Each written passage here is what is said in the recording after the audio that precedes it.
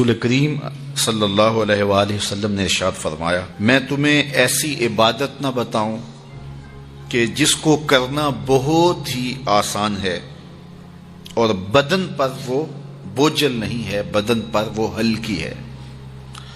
عبادتوں میں مشقت تو اٹھانا پڑتی ہے۔ آپ نماز پڑھنا چاہیں گے تو آپ کو وضو کرنا پڑے گا ٹھنڈے پانی سے، چل کے مسجد جانا پڑے گا، رکوع و سجود ہوں گے۔ روزہ رکھنا ہے تو آپ کو دن بھر کی بھوک کاٹنی پڑے گی، زکوٰۃ دینی ہے، صدقہ کرنا ہے، خون پسینے کی کمائی سے پیسے جدا کرنے پڑیں گے، حج کرنا ہے تو بہت زیادہ مشقت اٹھانی پڑے گی۔ جتنے بھی اعمال ہیں خیر کے، اچھائی کے، ان میں بہت زیادہ مشقت اٹھانا پڑتی ہے۔ یہ طالب علم یہاں پڑھ رہے ہیں، 8 سال کا چلہ کاٹ رہے ہیں، معلمین پڑھا رہے ہیں، صبح تہجد سے اٹھتے ہیں اور شام تک ایک وظیفے میں لگے ہیں، علماء ہیں کام کر رہے ہیں، بہت سارے لوگ، کتنے مشقت والے کام ہیں، تب اللہ کی رضا جا کے نصیب ہوتی ہے۔ لیکن میرے حضور نے فرمایا تمہیں ایک ایسا عمل نہ بتا دوں جس میں بدن بھی نہیں تھکتا اور ہے بھی بڑا آسان؟ اللہ اکبر! فرمایا وہ عمل کون سا ہے؟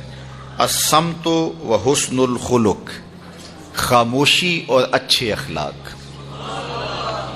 زیادہ بولنے سے بہتر ہے خاموش رہو، خاموشی میں نجات بھی ہے، ثواب بھی ہے۔ زیادہ بولنے والا جھوٹ بھی بول لیتا ہے، زیادہ بولنے والا گالی گلوچ اور سب و شتم پر بھی اتر آتا ہے، زیادہ بولنے والا کسی کی پگڑی بھی اچھال دیتا ہے، زیادہ بولنے والا غیبت بھی کر لیتا ہے، زیادہ بولنے والا ایسا مزاح کر لیتا ہے جس سے کسی کو تکلیف پہنچے۔ زیادہ بولنے والے سے بہت ساری غلطیاں ہو جاتی ہیں، جو تھوڑا بولے اس سے غلطیاں کم ہوتی ہیں، چونکہ انسان کے زیادہ گناہ جو ہے وہ اس کی زبان کی وجہ سے ہوتے ہیں۔ ایک روایت میں آتا ہے جب صبح ہوتی ہے سارے اعضائے بدنیاں زبان کے آگے ہاتھ جوڑتے ہیں، بی بی تو چپ رہنا، چونکہ بولتی تو ہے اور مصیبت سارے اعضائے بدنیاں کو سہنا پڑتی ہے۔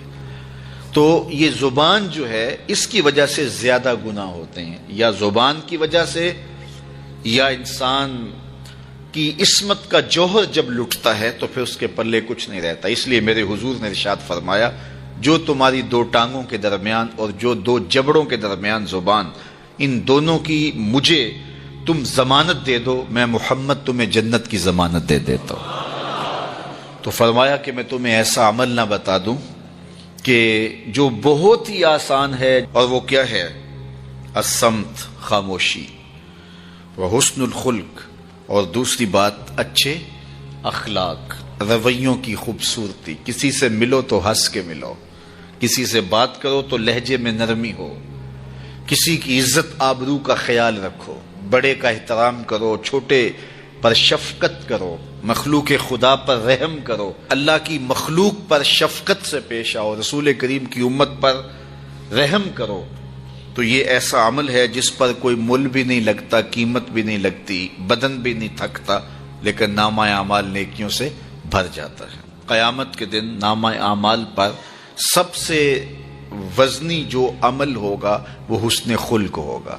حضور نے فرمایا کہ بیہودگی اور فحش کلام کرنا، یہ سب کچھ جو ہے، تو فرمایا یہ اسلام میں سے نہیں ہے، اور بہترین اسلام وہ ہے جس میں خلق اچھے ہوں۔ حضور نے ارشاد فرمایا کہ جو حسن خلق ہے یہ گناہوں کو اس طرح مٹا دیتا ہے جس طرح جو مصفہ پانی ہوتا ہے، اچھا پانی ہوتا ہے، وہ بدن سے میل کچیل اتار دیتا ہے، اور جو برے اخلاق ہیں وہ عمل کو اس طرح فاسد اور ضائع کر دیتے ہیں جس طرح شہد کے اندر سرکہ ڈال دیا جائے تو شہد صحیح نہیں رہتا۔